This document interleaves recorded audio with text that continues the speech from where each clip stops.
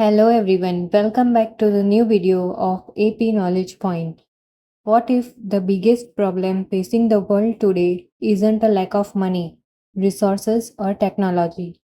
What if it is something much deeper? At the G7 Summit 2026, India made a surprising argument. The world, according to India, is suffering from a trust deficit, a shortage of trust between developed and developing nations, a lack of confidence in global institutions, and growing frustration among billions of people who feel their voices are not being heard. But exactly, is this trust deficit? Why does India believe it is becoming dangerous? And what solutions did India propose? Let's explore. Welcome back to our special series on India's participation in the G7 Summit 2026. In episode 1, we learned about the G7 and why India was invited. Today, we will examine India's core message to world leaders.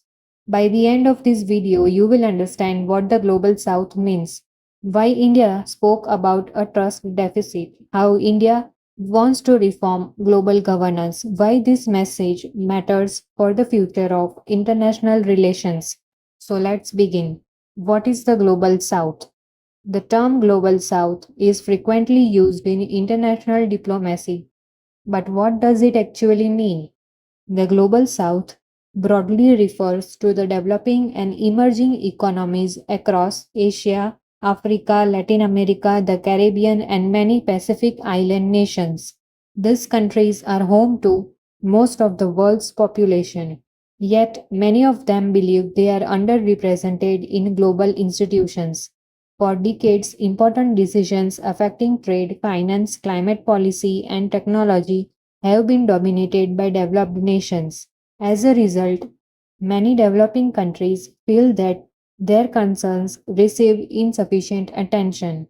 India has increasingly positioned itself as a bridge between the developed world and the global south, and that role was clearly visible at the G7 summit. The trust deficit. One of the most important ideas presented by India was the concept of trust deficit. According to India's leadership, many global challenges are not caused by a shortage of resources. Instead, they are caused by a shortage of trust. Consider some examples. Developing countries often question whether climate commitments made by richer nations will be fulfilled. Many nations doubt whether international financial systems are fair. Others feel that global institutions reflect the priorities of a few powerful countries rather than the needs of the world. When trust declines, cooperation becomes difficult, and when cooperation weakens, solving global challenges becomes much harder. India argued that rebuilding trust should become a global priority.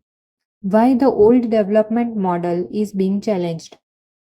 For many decades, international development often followed a donor recipient model.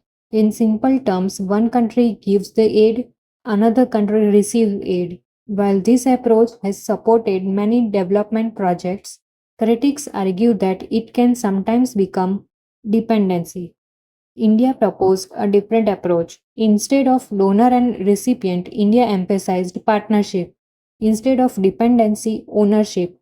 Instead of one sided assistance, mutual cooperation. According to India, countries should be empowered to design and lead their own development strategies.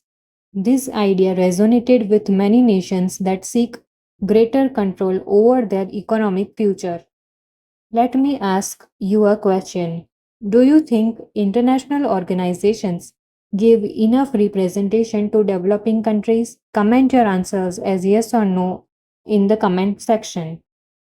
Sabka Saath, Sabka Vikas on the global stage.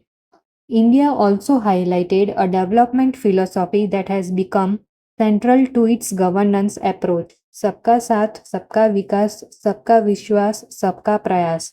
Translated, it means together with all, development for all, trust of all, effort by all. India represented this idea not merely as a domestic policy slogan, but as a framework for international cooperation. The message was clear.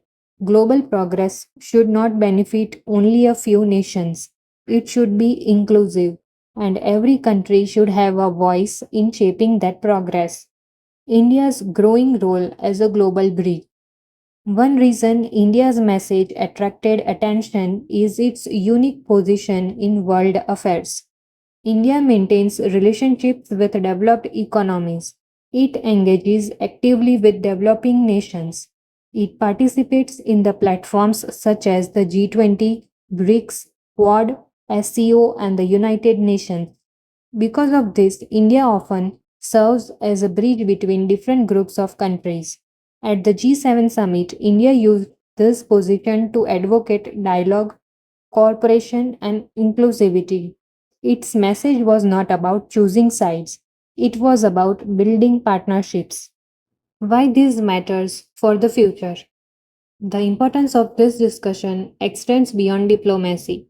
The future of climate action, technology governance, trade, food security, energy security, artificial intelligence, and global finance will depend on cooperation between developed and developing nations. If trust continues to decline, progress on these issues may slow down.